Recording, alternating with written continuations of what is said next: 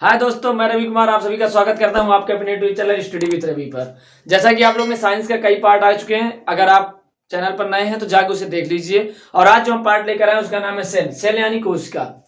कोशिका पढ़ाने से पहले मैं आपको ये बताऊंगा, अगर आप हमारे चैनल पर नए हैं तो सबसे पहले चैनल को सब्सक्राइब कर लीजिए। और अगर कोई लड़का पहला वीडियो देख रहा है साइंस का, तो साइंस के और वीडियो हैं जो कि डिस्क्रिप्शन में उसका लिंक दे दिया गया है, आप उसे जाके पढ़ लीजिए। ब्लड हो गया, हृदय हो गया, रुधिर परिसंचरण हो गया, धमनी और शिरा हो गया, और ब्लड क्लॉटिंग हो गई, उसके बाद ब्लड ग्रुप हो गया। ये खत्म हो चुका है। आज हम जो लेकर आए हैं उसका टॉपिक का नाम है सेल। सेल यानी कोशिका। कोशिका कहते किसे हैं आप लोग यही पढ़ेंगे ना। मानव जीवन की कार्यात्मक एवं संरचनात्मक इकाई कोशिका कहलाती है। मानव जीवन की संरचनात्मक एवं कार्यात्मक इकाई कोशिका कहलाती है। कोशिका सेल, ये तो इसका ऐसे इंग्लिश शब्द है, लेकिन जो पढ़ा जाता है साइटो बोला जाता है। कोशिका क्या पढ़ा जाता है? साइटो। और जो अध्ययन इसका किया जाएगा, कोशिका का जो अध्ययन किया जाएगा साइटोलॉजी के अंतर्गत आएगा। कोशिका का अध्ययन साइटोलॉजी के अंतर्गत आएगा। उसके बाद इसकी जो खोज थी, मृत कोशिका की खोज रॉबर्ट हुक ने किया था। रॉबर्ट हुक ने किया था, उसे सूक्ष्मदर्शी के द्वारा देखा था कि रॉबर्ट हुक, मतलब कि इसकी खोज आप ऐसे समझ सकते हैं रॉबर्ट हुक ने की थी। लेकिन जो जीवित कोशिका खोज हुई थी कि हाँ कोशिका जिंदी है, उसकी खोज जो किया था वो ये थे एंटोनी वान ल्यूवेनहॉक।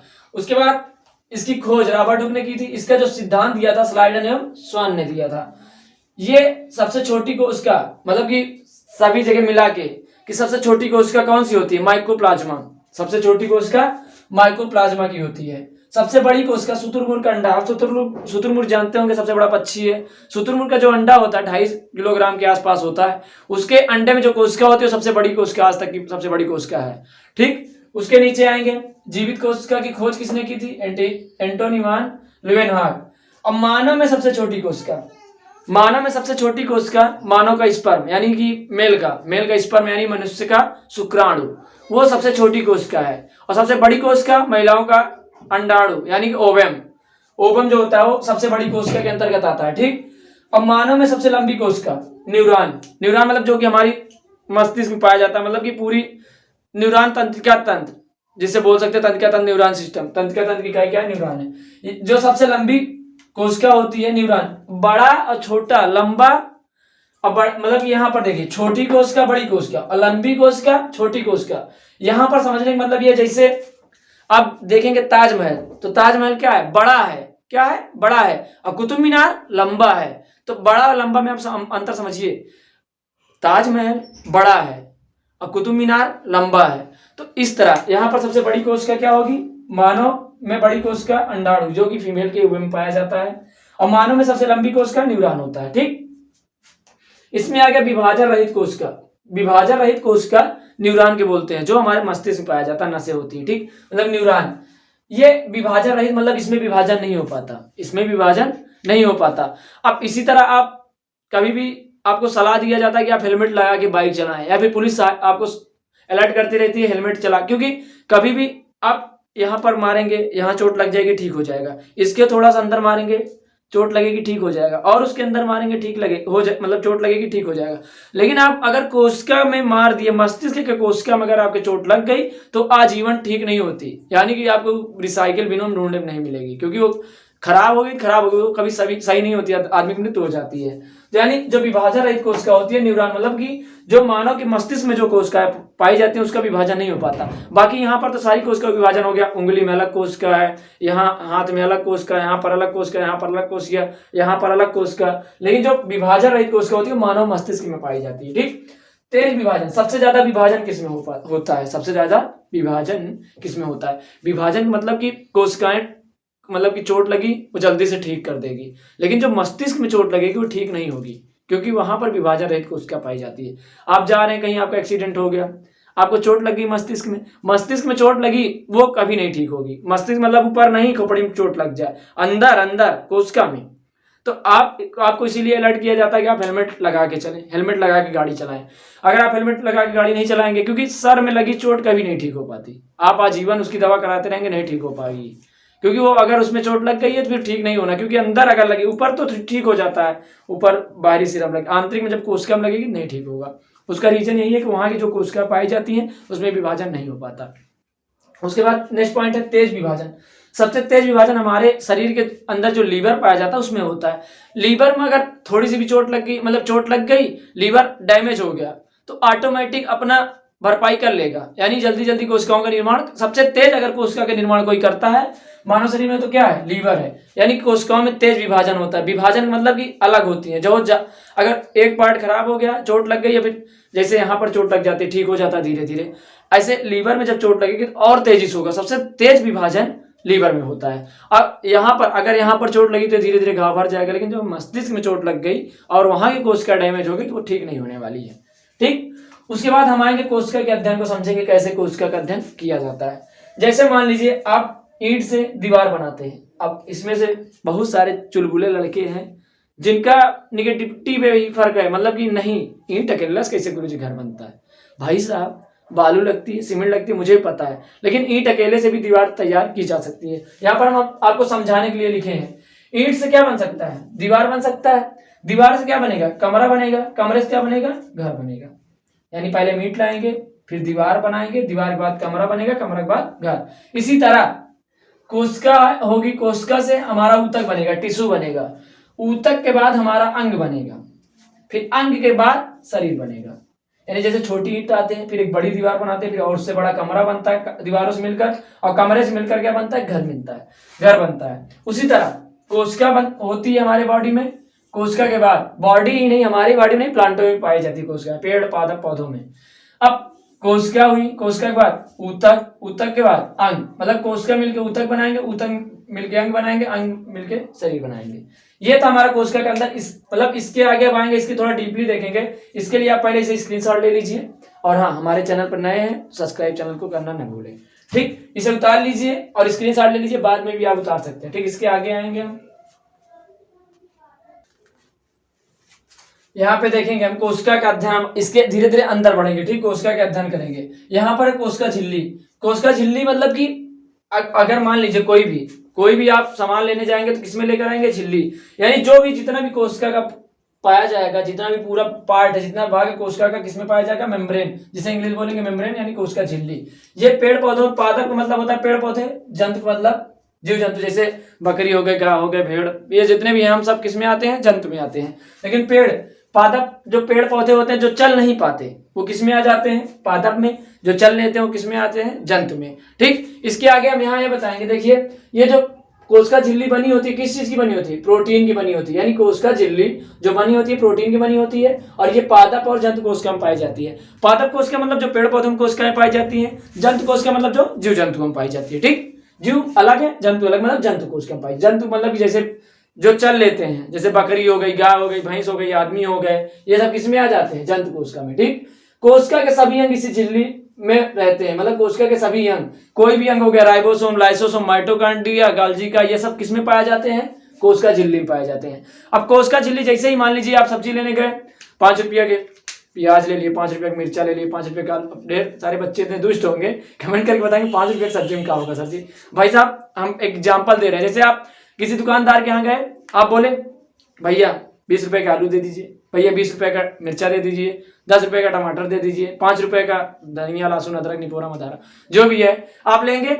अब जब ज्यादा झिल्लियां भरा जाएगी, मतलब कि अब वजन तो होगा ही, ज्यादा सब्जियां लेंगे। जब ज्यादा सब्जी लेंगे तो कहेंगे भैया एक और झिल्ली लगा दीजिए। अब भैया एक और झिल्ली लगाने लगे सब्जी वाले। जब एक झिल्ली और लगाएंगे तो वो झिल्लियां जो होती है कोशिका भित्ति कहलाती है।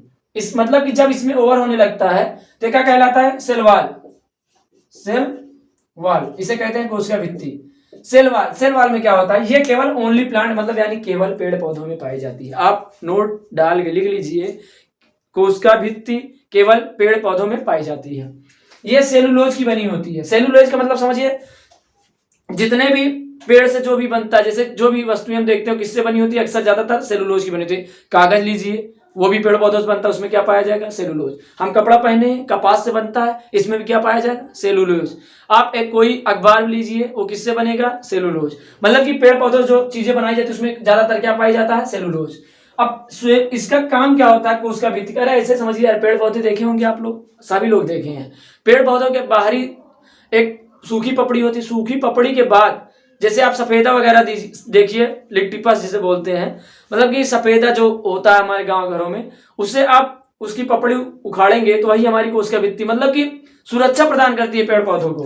कौन? ये कोशिका भित्ति सुरक्षा प्रदान करेगी और उसमें आकार प्रदान करेगी। हाँ, उसे सुरक्षा भी देगी और उसका आकार कैसे रहना ये डिसाइड कौन करेगा? कोशिका भित्ति। फिर समझ लीजिए, कोशिका झिल्ली, मेम्ब्रेन बोलेंगे इसे, ये पादप कोशिका और जंतु कोशिका दोनों में पाई जाती है। ठीक, ये प्रोटीन का बना होता है। कोशिका के सभी अंग इसी झिल्ली में रहते हैं या फिर इसी झिल्ली के द्वारा ढके रहते हैं।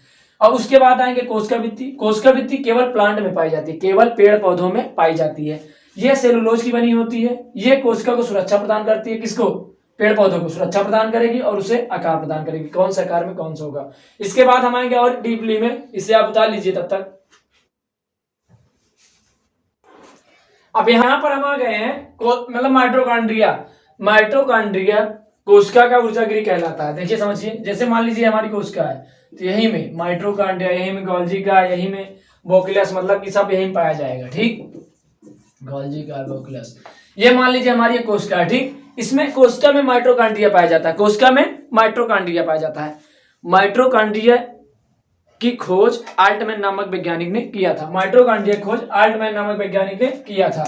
और इसका काम क्या होता है? श्वसन। श्वास लेने के बाद जब सांस लेते हैं, जब यहाँ पर कोशिका में हमारी मतलब कि ऑक्सीजन जाता है, उसके बाद यहाँ पर एक चक्र, मतलब कि एक रिसाइकिल बिन बनता है, मतलब कि एक साइकिल बनता है जिसे क्रेब्स चक्र बोलेंगे। ठीक, जो चक्र होगा क्या होगा? क्रेब्स चक्र कहलाएगा। एक क्रेब्स चक्र जब पूरा होगा तो उसमें 38 एटीपी अणु, ऊर्जा के 38 एटीपी अणु ग्लूकोज का निर्माण करेंगे। श्वसन होने के बाद 38 एटीपी अणु ग्लूकोज का निर्माण करेंगे। ग्लूकोज का निर्माण करेंगे, जब ग्लूकोज बनेगा हमारे शरीर में तो क्या होगा? ऊर्जा होगी।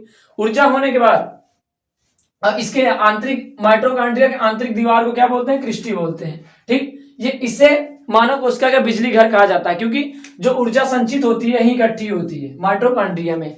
अब आप देखेंगे काफी लोग व्रत रहते हैं तो उनमें कहां से एनर्जी मिल जाती है? भाई साहब, कहां से एनर्जी मिलेगी? उनको कोनो पास तो ईश्वर तो है नहीं, तथास्तु कह दें और उनके पास एनर्जी इकट्ठी हो जाए। कभी कभी लोग नवरात्रियों में व्रत रहते हैं, मतलब 9 दिन व्रत रह जाते हैं। मतलब कि करते क्या, जैसे आप मान लीजिए आप भूख लगी है, आप 1 दर्जन केला खा गए। 1 दर्जन केला खा लिए, भाई साहब कहाँ जाएगा वो? अब आप काम नहीं करना, आपको बैठना है, केवल बैठना है। आप 1 दर्जन केला खा गए, 1 दर्जन केला खा के अड़िया रहे हैं, सड़िया रहे हैं, इसे मस्तिया रहे हैं।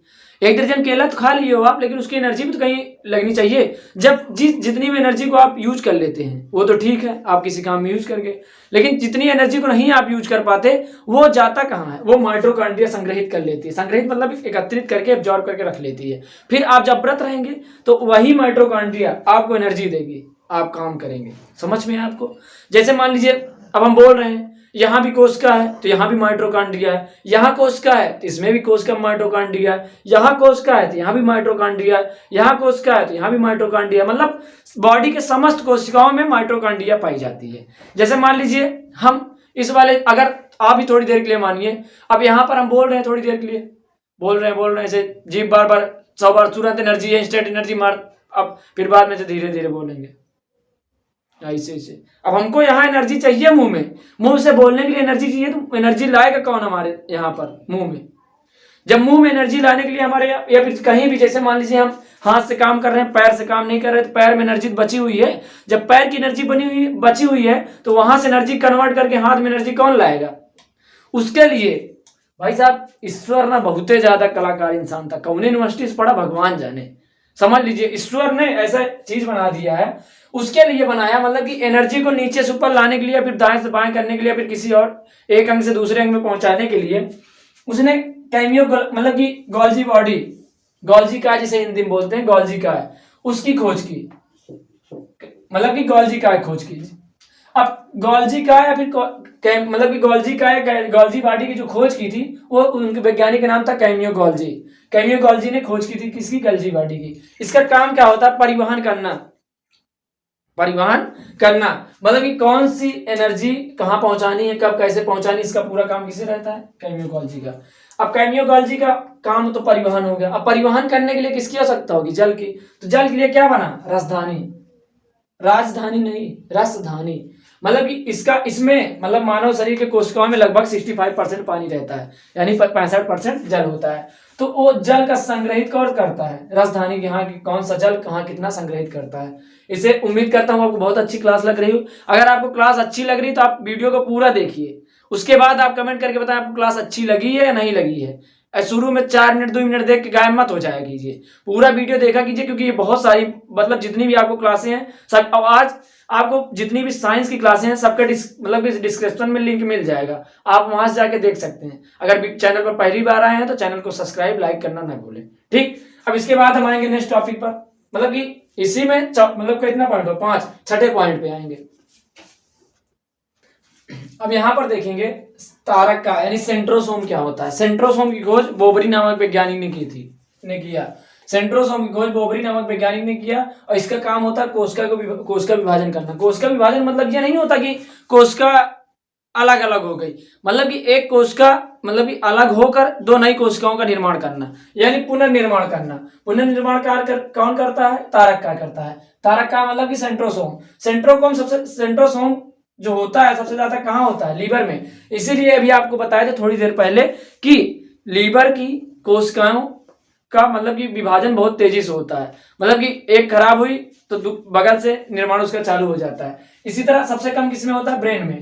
सबसे ज्यादा पुनर्निर्माण किसमें होता है, लीवर में। सबसे कम किसमें होता है, न्यूरॉन में। इसीलिए कि लीवर मतलब कि कोशिकाओं का बार बार निर्माण होना कैंसर हो जाता है। मतलब ज्यादातर अगर कैंसर होता क्या, मतलब कि कोशिकाओं की अनियंत्रित मात्रा, मतलब अनियंत्रित मात्रा की, मतलब कोशिकाओं को नियंत्रित नहीं किया जा सकता, बढ़ती जा रही, तो वो क्या जाता है, कैंसर। अब आप ये दिमाग लगाएंगे कि सर न्यूरॉन मतलब कि ब्रेन में तो कोशिका विभाजन नहीं होता, ब्रेन में तो कोशिकाएं नहीं विभाजित होती, तो उसमें ब्रेन कैंसर कैसे हो जाता है।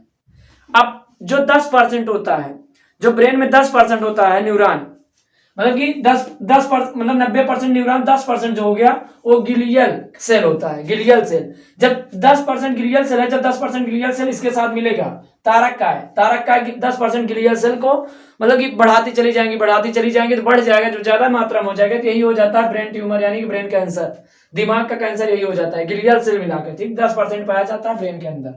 उसके बाद आइए अंतःप्रद्रव्य जालिका, एंडोप्लाज्मिक रेटिकुलम। एंडोप्लाज्मिक रेटिकुलम मतलब कि होता क्या है, आंतरिक कंकाल है कोशिका का, आंतरिक कंकाल, आंतरिक सहायता, मतलब कोशिका को अंदर से सहायता प्रदान करता है। अंतःप्रद्रव्य जालिका, एंडोप्लाज्मिक रेटिकुलम, आंतरिक सहायता। मतलब जैसे हम यहाँ पर बनाए हैं, एक तरफ हम बना दिए कोशिका, मान लीजिए राइबोसोम इधर होता है, रफ मतलब इसे बोलेंगे स्मूथ एंडोप्लाज्मिक रेटिकुलम, इसे बोलेंगे स्मूथ एंडोप्लाज्मिक रेटिकुलम, इसे बोलेंगे रफ एंडोप्लाज्मिक रेटिकुलम। जो स्मूथ वाला होता है वो वसा का निर्माण करता है। अब इधर आप ऐसे भी समझ सकते हैं, वसा कैसी होती है, चिकनी होती है।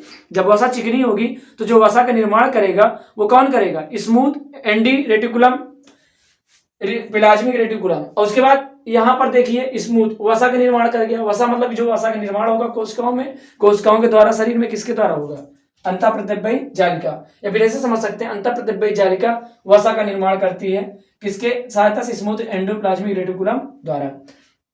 अब इसके बाद रफ, रफ मतलब खुरदुरा है। अब यहाँ खुरदुरा है तो सीधी सी बात है प्रोटीन का निर्माण करेगी। अब प्रोटीन निर्माण करने के लिए यानी राइबोसोम, इसीलिए राइबोसोम को प्रोटीन की फैक्ट्री कहा जाता है। प्रोटीन की फैक्ट्री किसे कहा जाता है, राइबोसोम को। अब राइबोसोम रफ एंडोप्लाज्मिक रेटिकुलम, इसमें पाया जाता है, किसका निर्माण करेगा, प्रोटीन निर्माण करेगा, किसकी सहायता से, राइबोसोम। रफ है और ऐसे समझ सकते हैं जिधर चिकना है उधर वसा का निर्माण, जिधर खुरदुरा है इसे ऐसे भी बोल सकते हैं, खुरदुरा अंतःप्रद्रव्य जालिका, ठीक। इसे आप उतार लीजिए। आते हैं नेक्स्ट वाले पॉइंट पे। यहां पर हम आ गए हैं राइबोसोम पर। राइबोसोम यानी प्रोटीन निर्माण। राइबोसोम का कार्य क्या होता है, इसके पहले भी थोड़ी देर पहले हम पढ़ाए थे। राइबोसोम का कार्य होता है प्रोटीन का निर्माण करना, किसकी सहायता से, रफ एंडोप्लाज्मिक रेटिकुलम की सहायता से, ठीक। इसे प्रोटीन की फैक्ट्री कहते हैं। हमारी कोशिका में जो प्रोटीन की फैक्ट्री होती है उसे किसे कहते हैं, राइबोसोम को कहते हैं, ठीक। ये 2 प्रकार का होता है, प्रोकैरियोटिक, यूकैरियोटिक, ठीक। ये छोटा होता है, ये बड़ा होता है। उसके बाद हम आएंगे केंद्रक पे, न्यूक्लियस। केंद्रक का कार्य क्या होता है, जैसे आपके घर में एक मुखिया होगा ना, बाबा बाबा होंगे, कबे इसे ऐसे करो, अबे इसे इधर करो, इधर लाओ, इसे ऐसे करो, उसे ऐसे करो। वैसे ही हमारे कोशिका का जो कार्य होता है, राइबोसोम को कैसे नियंत्रित करना है, राजधानी को कैसे नियंत्रित करता है, गाल्जी को कैसे नियंत्रित करना है, लाइसोसोम को कैसे नियंत्रित करना है, तारक को कैसे नियंत्रित करना है, कौन बताएगा, न्यूक्लियस बताएगा, यानी केंद्रक बताएगा। इसकी खोज जो की थी रॉबर्ट ब्राउन ने की थी, रॉबर्ट ब्राउन। इसे ब्रेन ऑफ सेल कहते हैं, मतलब कि कोशिका का दिमाग किसे कहते हैं, केंद्रक को कहते हैं। कोशिका के दिमाग केंद्रक कहते हैं। इसे कंट्रोलर भी कहते हैं, मतलब कि पूरी कोशिका को कंट्रोल में कौन रखता है, उसका केंद्रक करता है। ठीक, इसी तरह यहाँ पर इसमें क्रोमोसोम पाया जाता है, क्रोमोसोम में डीएनए आरएनए पाया जाता है। इसमें प्रोटीन 80% पाया जाता है, डीएनए 10% पाया, 10% में और कुछ पाया जाएगा भी आगे हम बताएंगे। ये बड़ा थोड़ा वीडियो बन रहा है और इसे मतलब 2 पार्ट में हम लेकर आएंगे, एक पार्ट ये, एक पार्ट हम नेक्स्ट दिन लेकर आएंगे। ठीक, तो इसे अच्छे से बना ली, आप नोट्स बनाते चलिए, मेरे कहने मतलब आप नोट्स बनाते चलिए और अच्छे से पढ़ाई करते चलिए, क्योंकि अब यही टाइम है पढ़ाई करने का। अब नहीं पढ़े तो कब नहीं पढ़े, कभी नहीं पढ़ेंगे, आप अभी से पढ़ना चालू कीजिए। ठीक, इसे उतार लीजिए। इधर हम बता देते हैं लाइसोसोम। अब यहां पर आएंगे लाइसोसोम की ओर। ठीक, लाइसोसोम खोज किसने की थी, डी डुबे ने की थी। जैसे मान लीजिए हमारी पूरी कोशिका, इसी में माइटोकॉन्ड्रिया है, गोल्गी कार्बोलेक्टस है और रॉबर्ट मतलब कि क्या है, न्यूक्लियस है, राइबोसोम है, सब इसमें है। ठीक, अब यहाँ पर एक इसमें बहुत ज्यादा इंपॉर्टेंट मतलब बहुत ज्यादा पावरफुल जल अपघटन पाया जाता है, जल अपघटन एंजाइम। जल अपघटन का एंजाइम मतलब कि पूरा एकदम जिसके ऊपर छिड़क देना मर जाए। अब ये अपना हालचाल पूछता है, गोल्गी का चाचा क्या हाल है, और राइबोसोम चाचा क्या हाल है, सबका हालचाल पूछता रहता है। जैसे मान लीजिए यहाँ पर कोई एंजाइम है, एंजाइम मतलब कि कोई अपचयन हो रहा है, कोशिकीय अपचयन मतलब कुछ कोई कोशिका में अपचयन हो रहा है। जैसे मान लीजिए थोड़ी देर के लिए मान लीजिए जैसे माइटोकॉन्ड्रिया होता है ना, माइटोकॉन्ड्रिया का कार्य क्या होता है, ऊर्जा मतलब ऊर्जा को संचित करना, ऊर्जा का निर्माण करना। अब माइटोकॉन्ड्रिया ऊर्जा का निर्माण तो नहीं कर रही है, मान लीजिए इससे मान लेते एंड पर गए हैं माइटोकॉन्ड्रिया दादा एंड पर गए हैं, ऐसे टहलते हुए पहुंचा कौन, अपना लाइसोसोम टहलते हुए पहुंचा और क्या हुआ, निर्माण नहीं कर रहे हो कोशिका का, साले के लिए डूबेंगे। अब ले जाएगा, अब जल अपघटन हुआ उसके साथ, माइटोकॉन्ड्रिया के साथ, उस भस्म मतलब कि सुलग गया। अब इसी तरह यहाँ पर इसे बोलते हैं सुसाइड बैंक, आत्महत्या। ये आत्महत्या कैसे करता है, जैसे ये आरबीसी में नहीं पाया जाता, आरबीसी में नहीं पाया जाता, सुसाइड इसे बोलते हैं आत्महत्या, मतलब कि ये जिस पर पड़ेगा उसकी मृत्यु हो जाएगी, इसलिए इसे क्या बोलते हैं, सुसाइड बैंक या फिर आत्महत्या। ये आरबीसी में नहीं होता, ये होता कहाँ है, प्लीहा और तिल्ली में इसका निर्माण होता है। और इसकी कब्रगाह कहाँ होती है, स्प्लीन में, और स्प्लीन को ही आरबीसी का ब्लड बैंक कहते हैं। फिर समझेंगे, कोशिकीय अपचयन होता है, कोशिकीय अपचयन मतलब कि कोशिका के साथ अपचयन करता है, और जल अपघटन होता है। जल अपघटन मतलब इतना ज्यादा पावरफुल एंजाइम होता है, जिस भी कोशिका पड़ता है उसका मतलब जिस भी कोशिका जिस भी पार्ट में, इसीलिए इससे सब डरते रहते हैं। माइटोकॉन्ड्रिया, गोल्गी का सब दम सब आ रहा है, डाउन आदमी, डाउन मतलब लाइसोसोम, ये जिसके ऊपर पड़ा उसकी जान लीजिए मृत्यु हुई। अब जो भी कार्य नहीं कर रहा, जैसे मान लीजिए गोल्गी का है, गोल्गी का कार्य नहीं कर रहा, बुलाएगा टहल तो जाएगा, मिलेगा उसके साथ अपघटन करेगा, उसकी मृत्यु निश्चित। इतना तगड़ा पावरफुल होता है जल अपघटन एंजाइम। ये आरबीसी में नहीं पाया जाता, ये प्लीहा या फिर तिल्ली पाया जाता है, जो कि यहाँ पर साइड में होता है। ठीक, और स्प्लीन ये जब जैसे मान लीजिए इसे खुद फटना होता है, जैसे कोई काम नहीं कर रहा है, जब खुद फटना होता है यानी खुद की मृत्यु हो जाती है, जब कोशिका के निर्माण नहीं होता, कोई संदेशा पहुंचाता है कोशिका पूरी ये चाहता है पूरी कोशिका को मार सकता है। यहाँ पर जब भी फटेगा लाइसोसोम पूरी कोशिका के साथ जल अपघटन करेगा, और जो एंजाइम पाया जाए उसकी वजह से सारी कोशिकाएं मृत हो जाएंगे। जैसे आप घुंगुरिया के बहुत दिवालिया में चिपक जाए, मतलब दरवाजा बंद करो, इसे चुटाया जाए, या फिर कोनो मान लीजिए आपको डंडा मार लो, यहाँ पर मारे, अब डंडा मारे, ससुरा फूल आया मतलब कि काला पड़ जाता है ना, तो वहां का पूरा लाइसोसोम ही मर जाता है। जब वहां पर लाइसोसोम मर जाएगा तो वहां की कोशिकाएं मृत हो जाएंगी। अब इतनी दूर की कोशिकाएं मर गई, इतनी दूर कोशिकाएं मर जाती, शाम को देखते हैं अरे साला काला पड़ गया। अब काला पड़ गया तो ठीक कैसे होगा, वहां पर कोशिकाएं तो मृत हो गई हैं, इतना मार खाया हो आप, वहां पर पूरी कोशिकाएं मृत हो गई, लाइसोसोम भी निपुर गए, माइटोकॉन्ड्रिया चच्चा भी निपुर गए मतलब मर गए। अब यहाँ पर जब पगली के देखेंगे, जब आप कहेंगे डॉक्टर कहेगा जाओ अच्छा इसकी धुलाई कीजिए नमक पानी गरमा के, जब आप धुलाई करेंगे तो वो थोड़ा थोड़ा बगल के जो होते हैं लाइसोसोम कहते हैं ससुरा ये तो पूरा मर गया है, तो थोड़ा थोड़ा छिड़क देते हैं, थोड़ा छिड़कने का मतलब थोड़ा थोड़ा आ जाते हैं, जब धीरे धीरे आएंगे देखते हैं एक हफ्ते में कवर होने लगता है। तो यही है लाइसोसोम की मृत्यु होना यानी आत्महत्या कर लेती है। उसके बाद स्प्लीन क्या होता है, स्प्लीन को ब्लड बैंक बोलते हैं, मतलब जो आरबीसी कहाँ बनता है, स्प्लीन में। ठीक, और इसे कब्रगाह बोलेंगे किसका, लाइसोसोम का। ठीक, ये था, इतना उतारिए। अब यहां पर देखिएगा, जैसे मान लीजिए कोई कोशिका कोई भी अंग कार्य नहीं कर रहा, जब कोशिका कोई भी अंग कार्य नहीं करेगा तो लाइसोसोम खुद फट जाएगा। जब पूरा फटेगा तो यही होता है कि पूरी कोशिका मृत हो जाती है। पूरी कोशिका मतलब कि जहां पर होगा ये, बाकी कोशिका तो बहुत सारी जगह छोटी छोटी कोशिकाएं मिली है, और सारी कोशिकाओं में थोड़ा केंद्रक पाया जाता है, सब कुछ पाया जाता है। उतार लीजिए। अब यहाँ पर हम आएंगे, देखेंगे जीवद्रव्य। जीवद्रव्य मतलब कि जीवद्रव्य की जो जीवद्रव्य का नामकरण किया था प्रोटोप्लाज्म शायद कहते हैं इसे, पुरकिंजे। मतलब कि जीवद्रव्य का खोज किसने नामकरण किसने किया था? पुरकिंजे। जीवद्रव्य में 80% जल पाया जाता है। समझिए ये हमारी कोशिका है। जैसे आप ही मान लीजिए कोई बैग वैग लेकर जा रहे हैं, बैग वैग में आप टाटी लोटा भर लीजिए, बर्तन भर लीजिए, तो खटर पटर करेगा ही नहीं, एक दूसरे का टकराएगा। इसी तरह इसमें अगर कोशिका में अगर ये जीवद्रव्य नहीं होता तो ये आपस में टकराते कि नहीं? इसी इतना टकराने की वजह से इसमें जो लिक्विड भरा होता है उसे क्या बोलते हैं? उसे बोलते हैं जीवद्रव्य। इसमें 80% पानी पाया जाता है, इसका कोई कलर नहीं होता, इसलिए क्या होता है? कलरलेस होता है। उसके बाद देखेंगे आप यहाँ पर केंद्रिका द्रव्य है, कोशिका द्रव्य, केंद्रिका द्रव्य। जब ये कोशिका के सभी मतलब चारों एरियो में पाया जाएगा तो इसे क्या बोलेंगे? कोशिका द्रव्य। और जब केंद्रक में पाया जाएगा तो इसे क्या बोलेंगे? केंद्रिका द्रव्य। मतलब ये पूरे मनुष्य में कितने परसेंट पाया जाता है? 40%। यहाँ पर हमें हमारा कोशिका पार्ट 1 यानी कि पार्ट 1 यहाँ पर हमारा खत्म होता है। लेकिन हाँ, उसके पहले मैं आपसे ये कहना चाहूंगा कि आप अगर आपको वीडियो हमारा अच्छा लगा है तो आप कमेंट करके जरूर बताएं आपको वीडियो कैसा लगा है। आप वीडियो के बारे में थोड़ा आप अगर जो भी गलतियां हैं, जो भी अच्छाइयां, आप जरूर लिख के बताएं कि हाँ सर ऐसी प्रॉब्लम है, या फिर जो टॉपिक आपको नहीं समझ में आ रहा वो भी कमेंट करके बताएं, ठीक। और उम्मीद करता हूं आपको अच्छी लगी होगी हमारी क्लास। और हाँ, अगर अच्छी लगी है तो दोस्तों तक भी शेयर करें, ठीक। इसी के साथ हमने बहुत जल्द लेकर आएंगे पार्ट 2। ये था कोशिका का पार्ट 1, ठीक। इसे ज्यादा से ज्यादा शेयर करिए, ज्यादा से ज्यादा फैलाइए, मार्केट में ज्यादा से ज्यादा लाइक कीजिए, और लड़कों को बताइए हाँ यहाँ पर पढ़ाया जाता है। बच्चों को पता चलना चाहिए फ्री में यहाँ कितनी अच्छी क्लासेस चल रही हैं, ठीक। और हाँ चलते हैं, मिलेंगे नेक्स्ट वीडियो में, तब तक के लिए धन्यवाद।